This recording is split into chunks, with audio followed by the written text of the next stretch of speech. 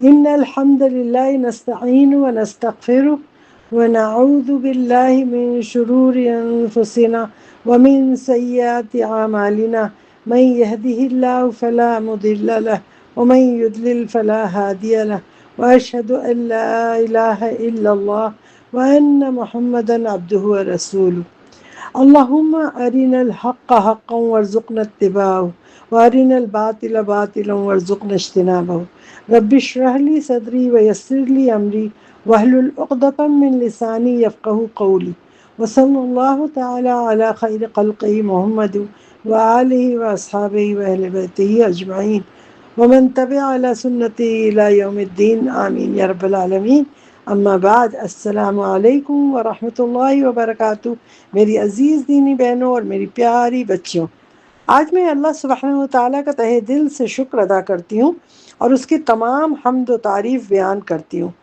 کہ اس نے اپنے دین حنیف کی خدمت کا ایک اور موقع فراہم کیا، اور آپ سب کے بے حد اصرار پر اور آپ کی محبت اور آپ کی خواہش اور اتنی کالز آنے پر اور اتنی میسیجز پڑھ پڑھ کے مجھ ناچیز کے اندر یہ ہمت پڑی اور مجھے آپ نے مجبور کیا کہ میں ہر حال میں حاضر ہو جاؤں۔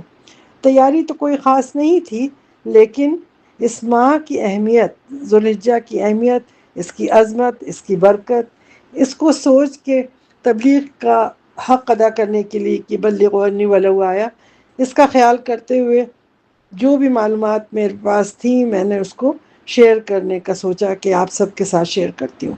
رب زدنی علما، اللہم فقہنی فی دینی، اور اس لیے شیئر کرتی ہوں تاکہ آپ سب اس کو آگے بڑھائیں۔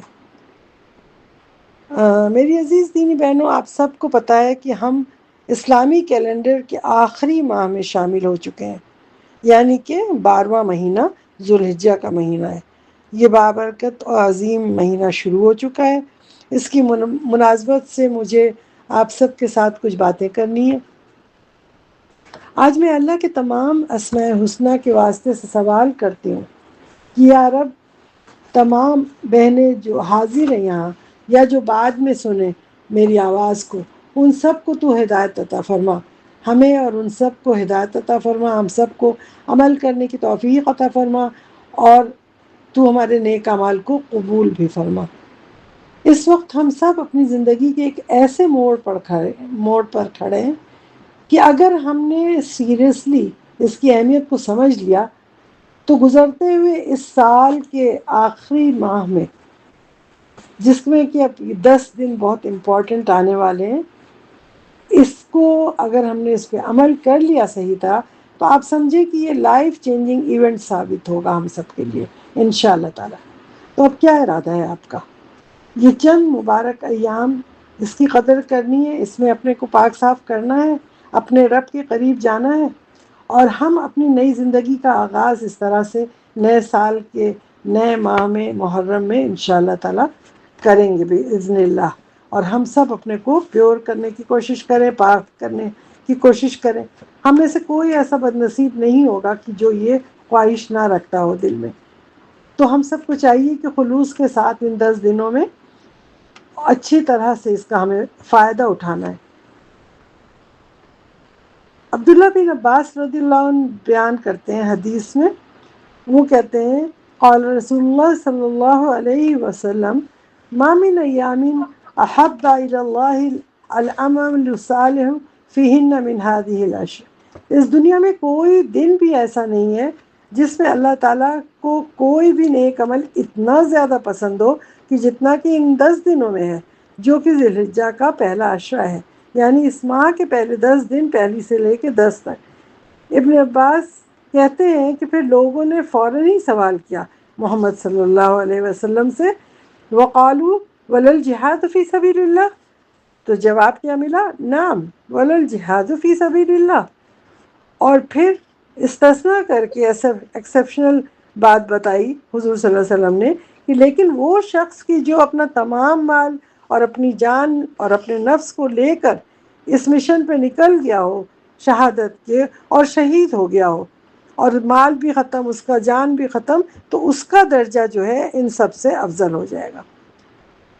جبکہ آج ہم سب نے ذوالحجہ کو حاجیوں کا اور قربانی کا مہینہ بنا کے رکھ لیا ہے۔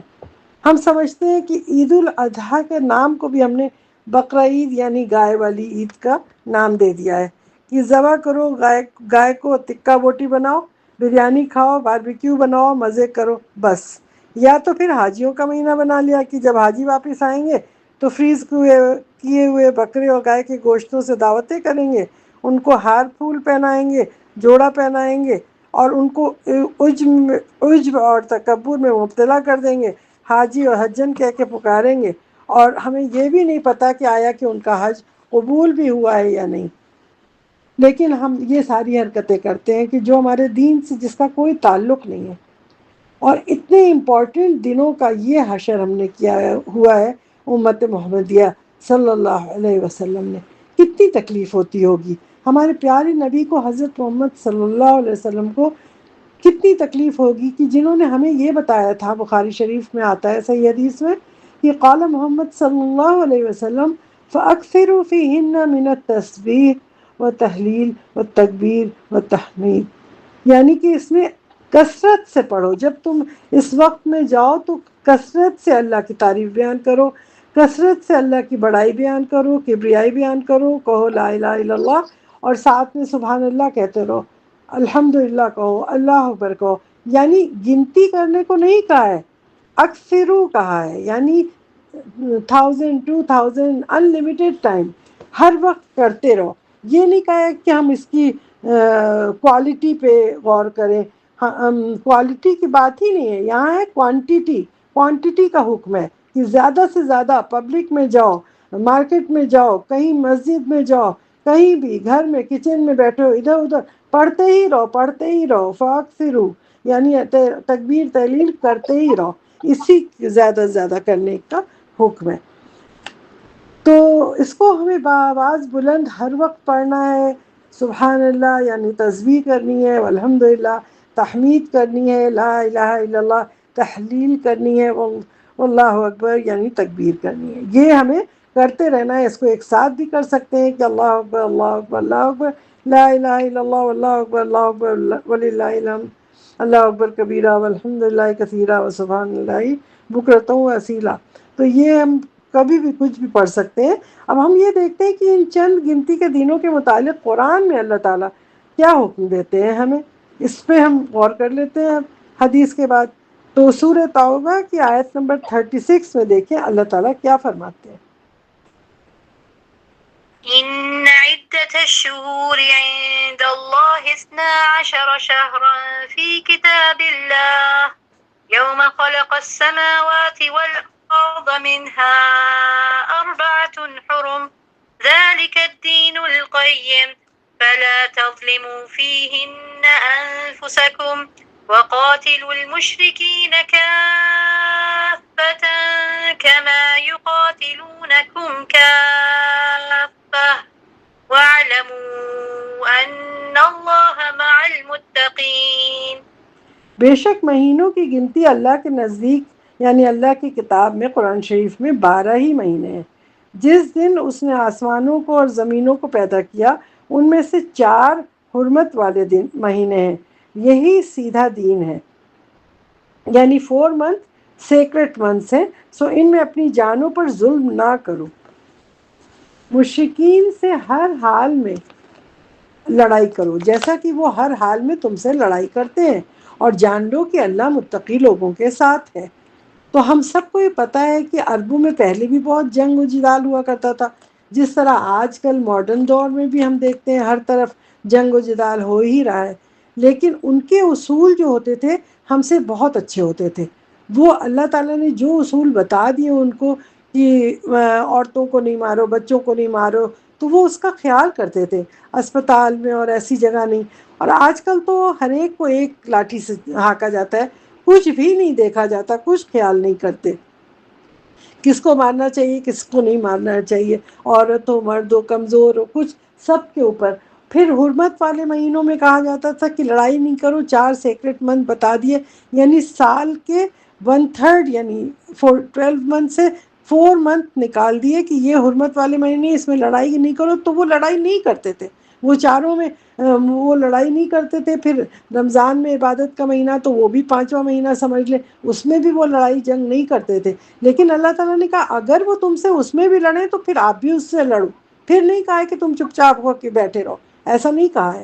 تو اس وقت لڑ سکتے ہیں ہم, لیکن عام طور پہ خود سے لڑائی نہیں شروع کریں, اور آپس میں تو مسلمان بالکل بھی لڑائی نہ کریں.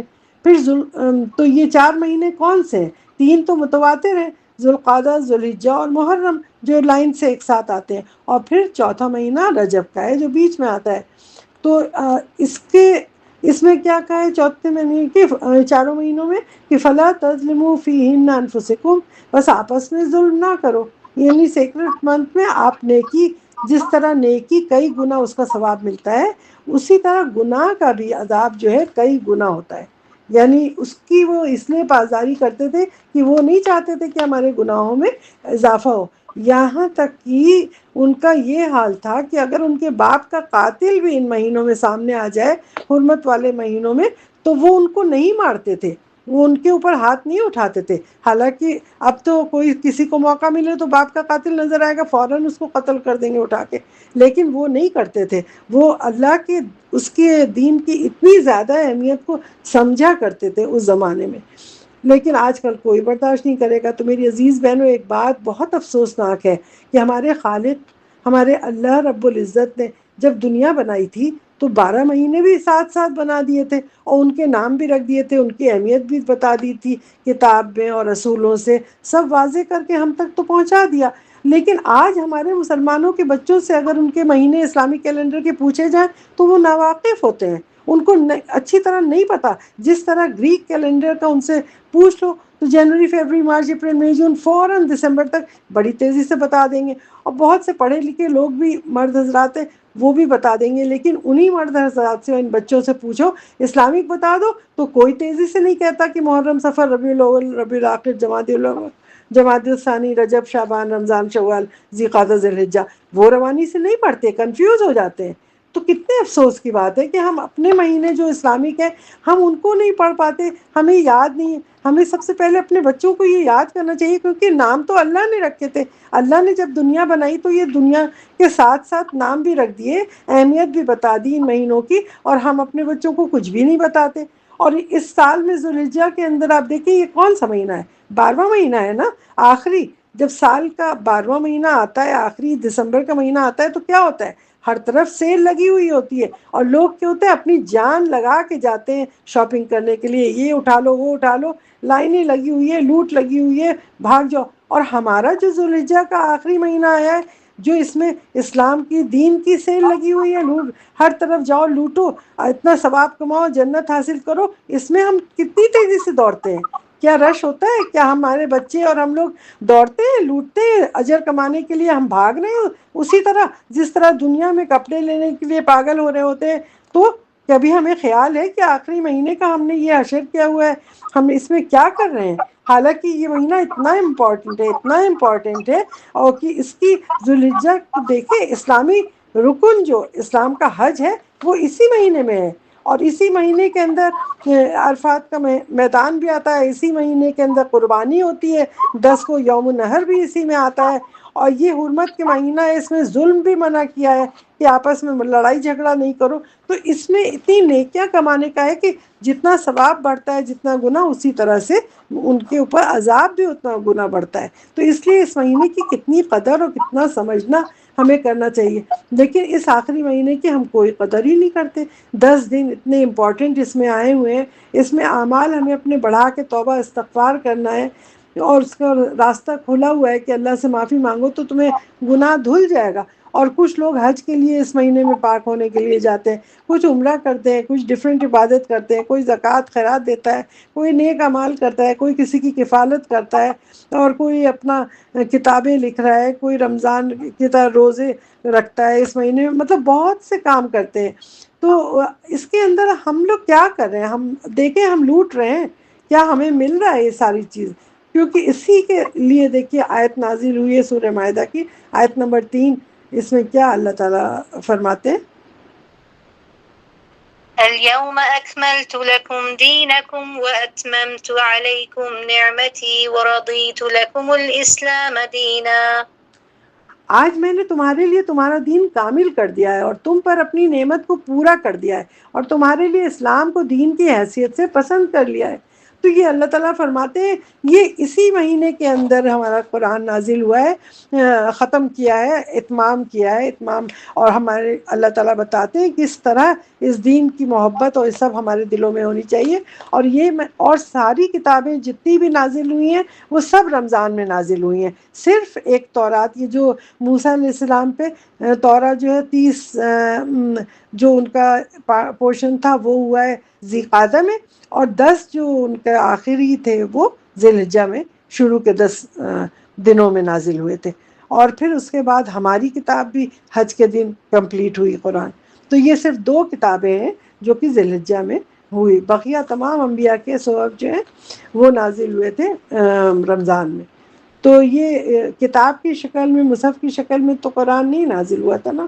تو اب ہم امید کرتے ہیں کہ ذی الحجہ کی تمام اس اہمیت کو سمجھتے ہوئے ہم ان ایام کا بہت زیادہ خیال کریں گے. ہمارے اندر شوق پیدا ہوگا، محبت پیدا ہوگی، مزید معلومات کرنے کا شوق ہوگا، اپنے بچوں کو بتائیں گے انشاءاللہ تعالی. ایسا ہے یا نہیں ہے؟ انشاءاللہ آپ لوگوں کے اندر ضرور شوق پیدا ہوا ہوگا. اب ہم اپنی استطاعت کے حساب سے دیکھیں، صدقہ، خیرات، زکوٰۃ، کفالت یتیم، مساجد و دین، مدرسے میں مدد کرنا، یتیم خانے بنوانا، کنواں کھدوانا، واٹر پمپ لگوانا، مریض کی تیمارداری کرنا، قطع تعلقی کو ختم کرنا، عزیز اقارب کو وزٹ کرنا، ان کی مدد کرنا، ان کے آنسو پوچھنا، کسی بیوہ کا سہارا بن جانا، کسی مظلوم کی داد رسی کرنا، کسی کی تعلیم کی کفالت کر لینا، کسی کو چھپا چھپا کے اس کی مدد کر دینا.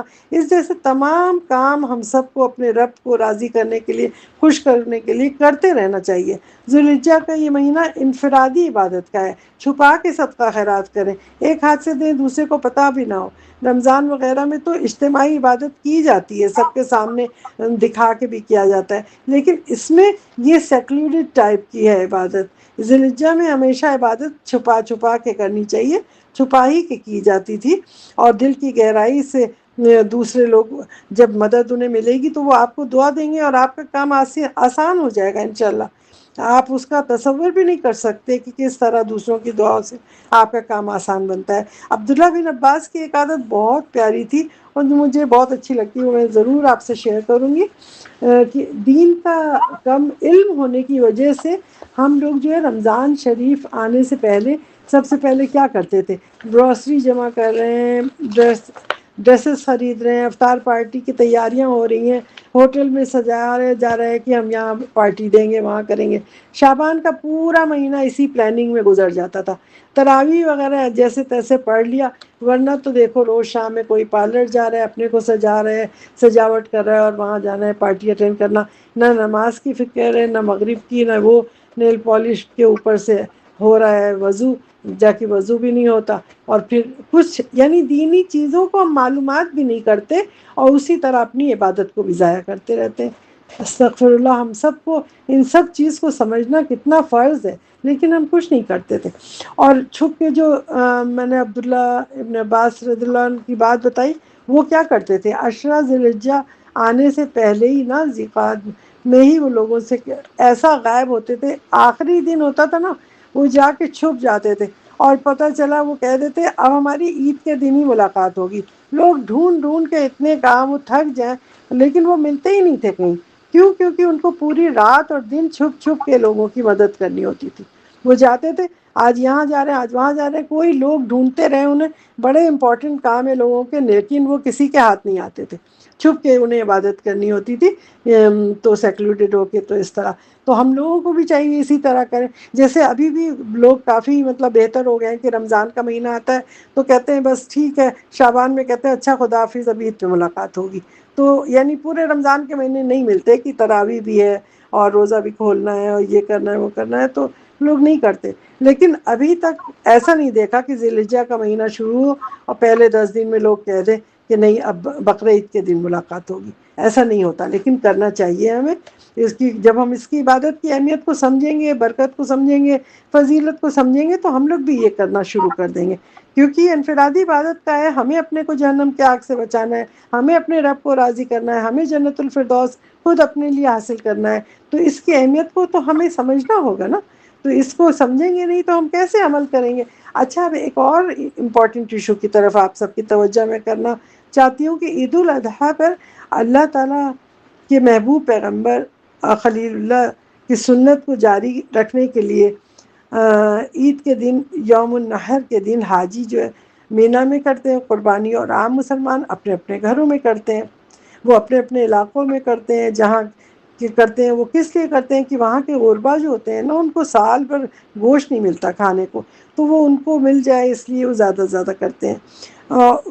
لیکن یہ جانور کو قربان کرنے سے پہلے ہمیں دیکھنا ہے کہ 4 پائے والا جانور صرف ذبح کیا جاتا ہے. یہ نہیں کہ مرغی ہے 2 پاؤں کی وہ بھی کر دیا، ایسا نہیں. ہر چیز کو دیکھنا ہوتا ہے. اور پھر اس کی عمر کتنی ہوتی ہے جانور کی، کتنے سال کا ہونا چاہیے، اس میں عیب نہیں ہونا چاہیے، کان کٹا اور لنگڑا لولا اللہ کے راستے میں نہیں کرتے قربانی. تو وہ سارے احکام کو پڑھ کے اللہ کے سامنے پیش کرنا ہے، ورنہ پھر ہماری قبول ہی نہیں ہوگی. تو اس لیے ہمیشہ بہت سیریسلی ہر چیز کو دیکھیں. جانوروں کو اچھا کھلائیں، اچھا پلائیں، اپنا ہاتھ پھیریں سروں پہ. ایک جانور کے سامنے چھریوں کو تیز نہیں کریں، ایک دوسرے کے سامنے جانور کو ذبح نہیں کریں، اور کاٹے تو اس کا خون اچھی طرح سے بہہ لینے دیں. جب وہ ٹھنڈا ہو جائے پھر اس کی اسکن اتاریں اور گوشت نکلوائیں. یہ نہیں کہ قصائی ادھر ذبح کیا، گرم ہی ہے جانور، ابھی اس سے خون بھی ٹھیک سے نہیں نکلا اور وہ اسکن اتار کے گوشت کرنے لگتا ہے. یہ سب ہمیں جس نے پڑھا لکھا ہے اس کو چاہیے کہ اپنی قربانی کا خود خیال کر کے یہ تمام احکام کو دیکھے کہ ہم قربانی میں کیا کر رہے ہیں. اور قربانی جو ایک فیملی میں ایک بھی کی جا سکتی ہے اور زیادہ بھی کی جا سکتی ہے. جیسے حضور صلی اللہ علیہ وسلم نے کیا تھا، اپنی طرف سے ایک کرتے تھے، ایک امت کی طرف سے کر دیا. پھر 100 اونٹ بھی انہوں نے قربان کیے، جبکہ ایک ایک اونٹ میں 7 حصے ہوتے ہیں، یعنی 700 حصے. تو زیادہ بھی کیا جا سکتا ہے، کم بھی کیا جا سکتا ہے. تو ان ساری چیزوں کو دیکھنا چاہیے. اب ہم یہ دیکھتے ہیں کہ جیسے حابیل قابیل کا قصہ ہے، وہ بھی تو قرآن میں موجود ہے نا. آیت نمبر 20 اس میں سورہ مائدہ کی دیکھیں، آیت نمبر 27 سے اس میں کیا آتا ہے، سنیے گا متقین تک.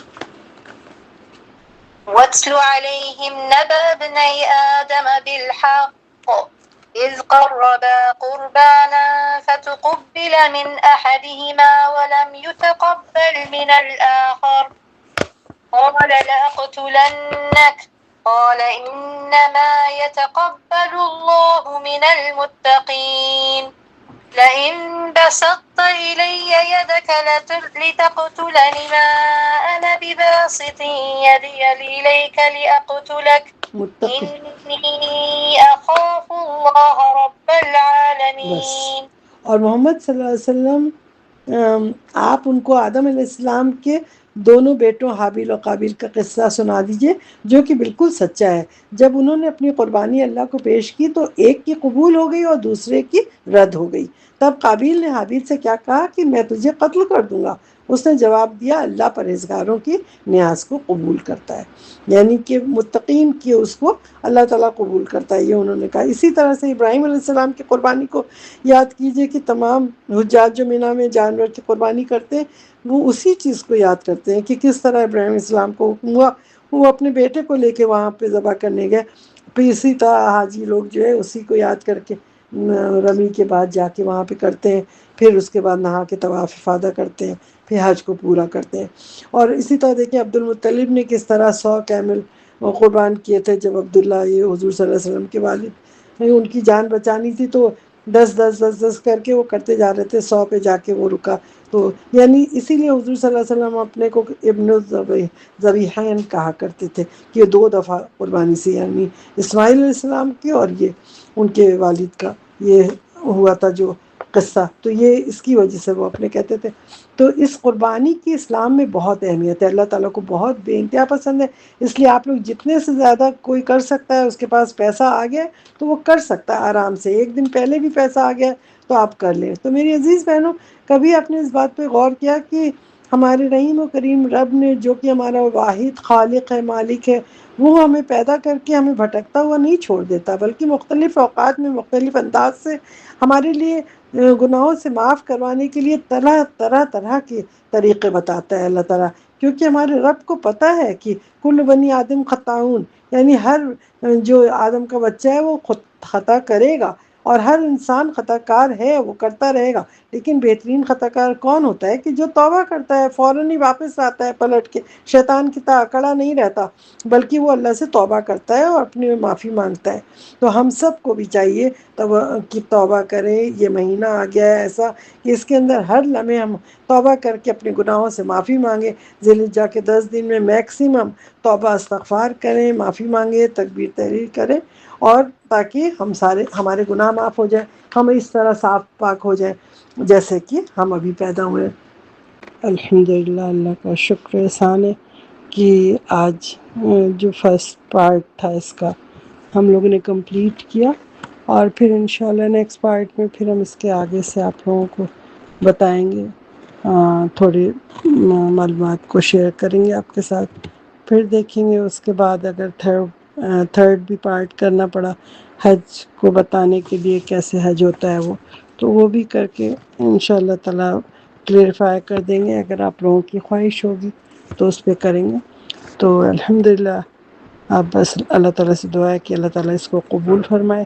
آج تمام خیر کی باتیں اللہ سبحانہ و تعالیٰ کی طرف سے تھی، اور شر شیطان مردود اور میرے اپنے نفس کی طرف سے تھا۔ ربنا آتنا فی الدنیا حسنۃ وفی الآخرۃ حسنۃ وقنا عذاب النار۔ ربنا اغفر لنا ولاخواننا الذین سبقونا بالایمان ولا تجعل فی قلوبنا غلا للذین آمنوا ربنا انک رؤوف رحیم۔ ربنا هب لنا من ازواجنا وذریاتنا قرۃ اعین واجعلنا للمتقین اماما۔ آمین یا رب۔ سبحانک اللہم وبحمدک ونشہد ان لا الہ الا انت ونستغفرک ونتوب الیک، وصلی اللہ تعالی علی خیر خلقہ محمد وآلہ واصحابہ واہل بیتہ اجمعین۔ السلام علیکم ورحمۃ اللہ وبرکاتہ۔